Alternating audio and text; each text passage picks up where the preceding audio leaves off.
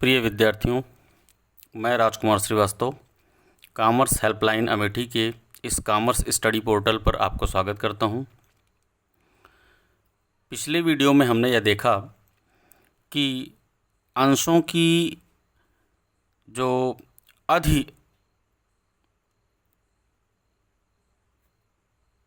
अभिदान की राशि होती है, मीन्स इसको हम ओवर सब्सक्रिप्शन के रूप में देखे थे कि राशि का हम कैसे एडजस्टमेंट करते हैं। तो वहाँ पे हमें यह देखने को मिला था कि ये वास्तव में होती क्या चीज़ है। तो इसमें हमने देखा था कि जब किसी भी निर्गमित किए गए अंश पर उस निर्गमित किए गए अंशों से अधिक अंशों के लिए आवेदन प्राप्त हो जाता है तो ऐसी स्थिति उत्पन्न होती है। अब ऐसी स्थिति में प्रश्न यह उठता है कि हम इस राशि का कैसे समायोजन करेंगे। तो यहाँ पे तो बातें क्लियर हैं कि इस अतिरिक्त प्राप्त हुए अंश की राशि को या तो वापस कर दी जाए या इन अंशधारियों को संतुष्ट करके आगे इनकी धनराशि को समायोजित किया जाए। तो यहाँ पे यदि इन अंशधारियों की राशि को नहीं लौटाया जाता है बल्कि इसे एडजस्ट करना होता है या समायोजित करना होता है, तो ऐसी स्थिति में इन अंशों के लिए आनुपातिक आवंटन करने की स्थिति उत्पन्न होती है, जिसकी हम नोट्स बनाने के लिए पहले थियरी देख लेते हैं, फिर हम इसके डिस्क्रिप्शन को अच्छे से समझेंगे। तो थियरी देखिए। सबसे पहले साधारण शब्दों में आनुपातिक आवंटन का आशय उस स्थिति से है जब अंशों के निर्गमन पर प्राप्त होने वाला आवेदन निर्गमन से अधिक हो और सभी आवेदकों को उनके द्वारा किए गए अंशों के आवेदन के अनुपात में आवंटन किया जाए। मीन्स जिसने ज़्यादा अंशों के लिए आवेदन किया है उन्हें कुछ ज़्यादा शेयर दिए जाएं, जिसने कम अंशों के लिए आवेदन किया है उन्हें कुछ कम अंश दिए जाएं। मीन्स ऐसी स्थिति ना हो कि किसी को सारे अंश दे दिए जाएं और किसी को कोई अंश ना दिए जाएं। सारे आवेदकों को संतुष्ट करने की यह प्रथा है। अब जब हम आनुपातिक आवंटन की स्थिति को स्वीकार करते हैं तो ऐसी स्थिति में संचालक मंडल निम्न प्रकार से आवंटन कर सकते हैं। इसमें क्या स्थितियां बनती हैं हम देखते हैं। पहला, कुछ आवेदकों को उनके द्वारा आवेदन किए गए संपूर्ण अंशों को आवंटित कर दिया जाता है। ऐसी स्थिति में हम देखते हैं कि आवेदकों की स्थिति को हम 3 भागों में बांट लेते हैं। अब प्रथम भाग में इन्होंने यह लिया है कि जिन लोगों ने जितने अंशों के लिए आवेदन किया था उनको सारे अंश दे दिए गए तथा शेष को आवेदन राशि वापस कर दी जाती है। बाकी जिन लोगों को कोई आवंटन नहीं किया जा रहा है उनके अंशों की राशि को लौटा दिया जाए।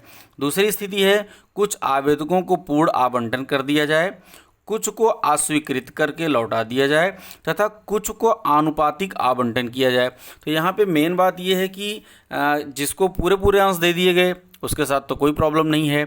जिनकी राशियों को लौटा दिया गया खेत पत्र के साथ उनके साथ भी कहीं कोई प्रॉब्लम नहीं है। लेकिन अगर कोई प्रॉब्लम बनती है तो वह प्रॉब्लम बनती है कि आनुपातिक आवंटन पे हम कैसे इसका एडजस्टमेंट करेंगे। तो यहाँ पर हम देखते हैं कि एक एग्जांपल के माध्यम से हम देखते हैं कि सपोज दैट हमने यहाँ पे एक एग्जांपल बनाया है कि सपोज दैट ओवर सब्सक्रिप्शन की स्थिति को हम अडॉप्ट करते हैं।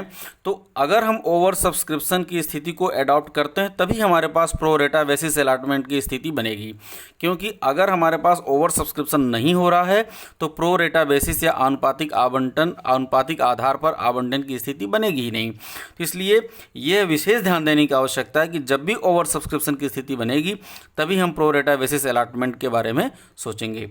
अब यहाँ पे 2 बातें आती हैं, जैसे पहले भी चर्चा कर चुके हैं। पहला तो अतिरिक्त राशि को वापस करना और दूसरा अतिरिक्त राशि को आवंटन तथा याचना पर भेजना।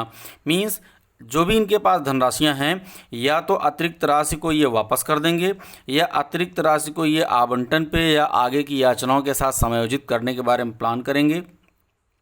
तो यहाँ पे हम देखते हैं कि हमने एक एग्जाम्पल लिया है आपके लिए कि सपोज दैट किसी कंपनी ने 5000 शेयर को इशू कर रखा है और कंपनी के पास जो सब्सक्रिप्शन आ रही है, जो जनता आवेदन कर रही है, वो 7,000 अंशों के लिए आवेदन आ गया।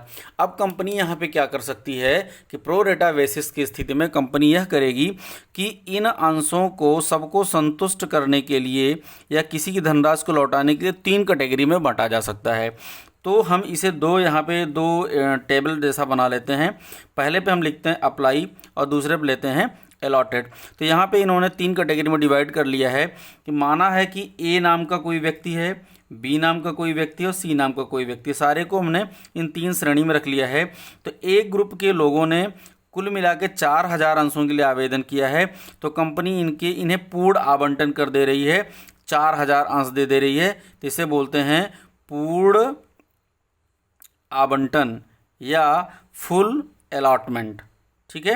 दूसरी स्थिति है कि बी ग्रेड के व्यक्ति हैं जिन्होंने 2,000 अंशों के लिए आवेदन किया है। क्योंकि कंपनी के पास टोटल 5,000 अंश हैं, तो कंपनी ने 4,000 अंश तो इशू कर रखा है, कंपनी के पास अभी मात्र 1,000 अंश बचे हुए हैं। तो कंपनी इन 2,000 के आवेदकों को 1,000 अंश दे देती है। तब यहाँ पे 2:1 के अनुपात में आवंटन हुआ। यही है हमारा वास्तव में आनुपातिक आवंटन। मीन्स इन्होंने आवेदन किया ज़्यादा अंशों के लिए जिसके सापेक्ष इन्हें कम अंश दिए गए।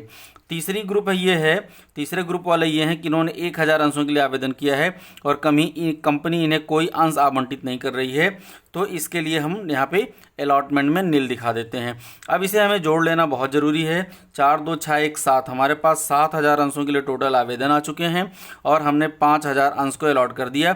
इसके बारे में पहले भी चर्चा हो चुकी है कि कंपनी जितने शेयर को इशू कर रही है उससे ज़्यादा अलॉटमेंट कभी नहीं कर सकती।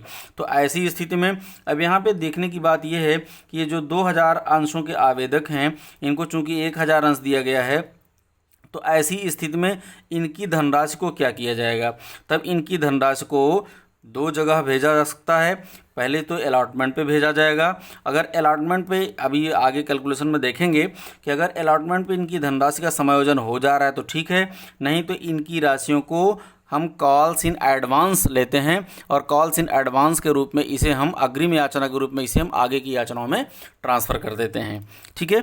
अब यहाँ पे सबसे इम्पॉर्टेंट बात यह है कि यह देखना कि इसकी जनरल एंट्री क्या होगी, क्योंकि जनरल एंट्री से ही सारा क्वेश्चन सॉल्व होना है, इसलिए ये देखना आपके लिए बहुत ज़रूरी है। तो हमने ये बना रखा है आपके लिए आनुपातिक आवंटन की स्थिति में आवश्यक जनरल प्रविष्टियाँ। इनमें आवेदन की राशि प्राप्त होने पर संपूर्ण जितने भी आवेदन की राशि प्राप्त होगी उसके लिए हम एंट्री करेंगे bank account debit to share application account. ये एंट्री हम पहले भी पढ़ चुके हैं। इसका नरेशन लिखेंगे being share application amount received on, जितने शेयर होंगे dot shares at the rate of dot per share, means कितने रुपए पर शेयर के हिसाब से आवेदन पे इन्होंने रिसीव किया। अब इस प्राप्त हुई राशि में कुछ धनराशि तो हम कैपिटल में ट्रांसफ़र कर देंगे, जितना शेयर हमने इशू किया है उसकी राशि को कैपिटल में ट्रांसफ़र कर देंगे। तो उसके लिए हम एंट्री करते हैं कि share application account debit to share capital account. यहाँ पे ध्यान देना है, शेयर में अक्सर जो एंट्री है ये एक बेसिक फार्मूला इस पर काम करता है कि पैसे को जहाँ से निकालते हैं उसे हम डेबिट करते हैं और जहाँ ले जाते हैं उसे हम क्रेडिट करते हैं। तो यहाँ पर आप देखिए शेयर एप्लीकेशन पर सारा पैसा पड़ा हुआ है, हम यहाँ से पैसे को निकालते हैं तो जितना कैपिटल में ट्रांसफ़र करना उतना पैसा निकालते हैं, लिखते हैं share application account debit to share capital account. फिर जो अतिरिक्त राशि होती है, जैसे हमने यहाँ पे दिखाया कि जिन्हें हम कोई शेयर अलॉट नहीं कर रहे हैं 1,000 अंशधारियों को, तो इनकी धनराशि हमें वापस करनी होगी। तो ऐसी स्थिति में share application account debit to bank account, means पैसा मिलने की जो एंट्री होती है, अगर इसी एंट्री को जस्ट अपोजिट कर दिया जाए, ठीक उल्टा कर दिया जाए, तो ये पैसा वापस करने की एंट्री हो जाती है। तो share application account debit to bank account being share application amount refunded ना, कितने अंशों पे और कितने रुपए पर अंश के हिसाब से उन्होंने वापस किया, ये इसमें अमाउंट मेंशन करना है। फिर आवेदन की अतिरिक्त राशि को आवंटन पर भेजने पर, यहाँ पे मैंने बताया कि जहाँ से पैसा उठाते हैं उसको डेबिट करते हैं, जहाँ ले जाते हैं उसको क्रेडिट करते हैं, क्योंकि सारी अमाउंट यहाँ पे पड़ा हुआ एप्लीकेशन पे पड़ा हुआ है। तो यहाँ से पैसा उठाते हैं तो लिखते हैं हम शेयर एप्लीकेशन अकाउंट डेबिट और उसको हम ट्रांसफ़र करते हैं अलॉटमेंट पे, तो हो जाएगा हमारा टू शेयर अलॉटमेंट अकाउंट। और अगर इसके अलावा भी कुछ पैसा बचता है और उसे हमें आगे की याचनाओं के साथ भेजना है तो वहाँ पे एंट्री करते हैं शेयर एप्लीकेशन अकाउंट डेबिट, क्योंकि पैसा यहाँ से उठाते हैं और कॉल्स इन एडवांस अमाउंट के रूप में इसको लिख देते हैं और आगे हम यहाँ से अमाउंट निकाल के उस याचना की राशि को पूरा कर सकते हैं। तो आनुपातिक आवंटन की स्थिति में बेसिक रूप से इतनी ही एंट्रीज की ज़रूरत हमें पड़ती है। और अगर हम कोई प्रोफेशनल अकाउंटेंट होता है या कोई प्रोफेशनली अपने काम को करना चाहता है तो वो इन चारों ये पहली एंट्री को छोड़कर इसके बाद की इन चारों एंट्रीज़ के लिए एक जॉइंट एंट्री कर सकता है, जिसे आप इस तरह से कर सकते हैं कि आनुपातिक आवंटन की सभी क्रियाओं के लिए एक संयुक्त प्रविष्टि की जा सकती है। Share application account debit to share capital account to share allotment account to bank account to calls in advance account. यहाँ पे हम अमाउंट कैसे दिखाते हैं, शेयर एप्लीकेशन में जितना अमाउंट हमें मिला होता है उसको यहाँ पे हम विड्रॉल करके लिखते हैं।